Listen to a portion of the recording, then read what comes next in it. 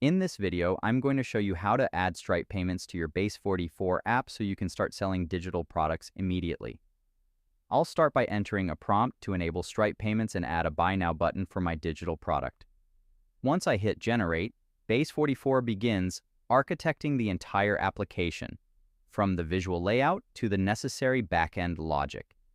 You can see the project plan appearing on the left, which outlines a hero section with a 3D floating product and a dedicated success page for customers to download their purchase. To handle the transactions, I need to connect the payment provider. I'll click Install Stripe to let the system set up the secure checkout gateway. Base44 automatically sets this up in test mode and even provides test card details so I can safely simulate a purchase and verify the entire flow. While the AI continues building, it's busy writing the specific functions for creating checkouts and verifying purchases in the background.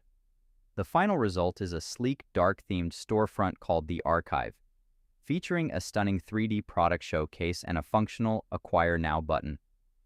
The site looks incredibly professional, with detailed technical specifications and a smooth checkout experience already integrated.